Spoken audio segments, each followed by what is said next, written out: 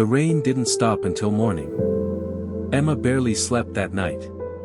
Daniel had stayed, not on the couch, not in her room, but in the space between, present enough to feel, distant enough not to cross boundaries she hadn't drawn. When she woke at dawn, she found him sitting by the window, still in the clothes he had worn, eyes lost in the rhythm of falling drops. "You didn't sleep," she murmured, her voice husky from dreams. Daniel turned, offering a tired smile. "Didn't want to miss the sunrise." Emma joined him, settling on the arm of the chair. Together, they watched as light broke through clouds, painting the world in soft gold. For the first time in years, Emma felt that silence could be beautiful, not heavy, not dangerous, but safe. The following days unfolded with unexpected gentleness. They didn't speak of us, didn't define what was happening. Instead, they let the small things draw them closer. Daniel brought her coffee one morning, leaving it at her doorstep with a note. "For the writer who forgets to eat breakfast." Emma laughed when she found it, warmth blooming in her chest. She repaid him later with a book, an old volume of poetry she thought he'd like. Inside, she wrote only 4 words, for when words fail. Daniel sent her a photo of the book on his desk, a mug beside it, the caption, "They never fail with you." Emma saved the picture without meaning to. One evening, Daniel invited her to the building again. This time, it was quieter, the work paused, the air still carrying the scent of dust and stone. "Close your eyes," he said, guiding her through the dim corridors. Emma rolled her eyes but obeyed. His hand was warm around hers, steady, careful. She felt the ground shift beneath her feet, the echo of their steps blending with her heartbeat. "Okay," he whispered. "Open them." They stood in a large hall, the roof partially removed, the sky spilling its stars above them. The moonlight poured through broken beams, scattering shadows across the floor.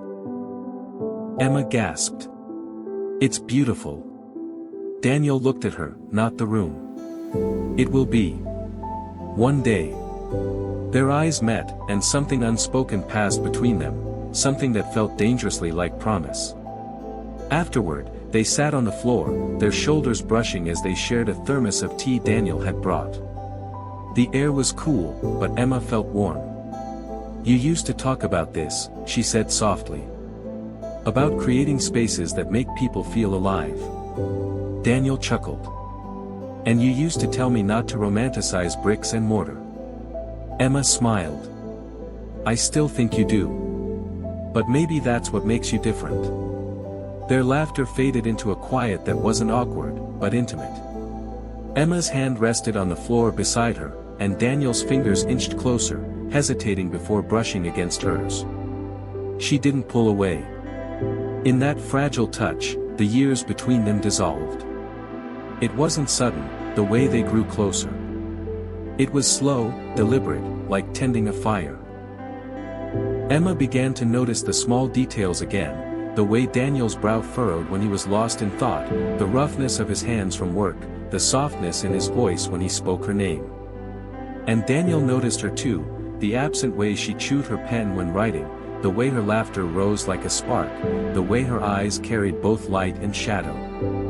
One night, after walking her home, Daniel lingered at the door. "Emma," he said quietly, "may I?" The unfinished question hung in the air. Emma's heart raced, torn between fear and desire. But she nodded, just once. Daniel leaned closer, slowly, giving her time to step back.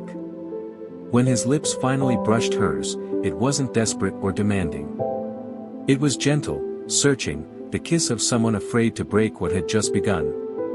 Emma's breath caught, her hands trembling as they rose to his chest. For a moment, the world fell away, no past, no pain, only the quiet flame that had never died. When they parted, Emma whispered, almost afraid to speak, "I thought I'd forgotten."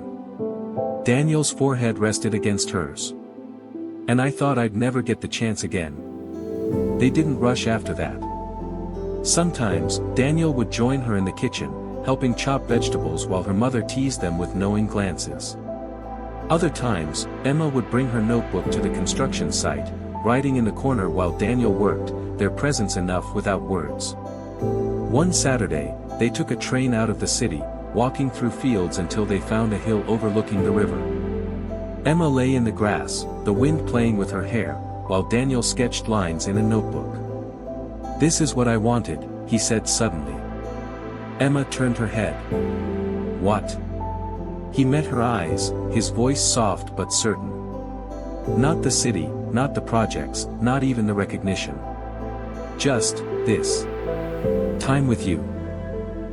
Emma's chest tightened, not with fear this time, but with something sweeter, something she hadn't dared feel in years. Of course, shadows lingered. There were nights Emma still woke with doubt, reminding herself that love had broken her once before. And there were moments Daniel grew distant, lost in the weight of responsibilities he didn't always share. But now, instead of retreating, they tried, clumsy, imperfect, but real. Emma would reach for his hand. Daniel would stay, even in silence. It wasn't easy.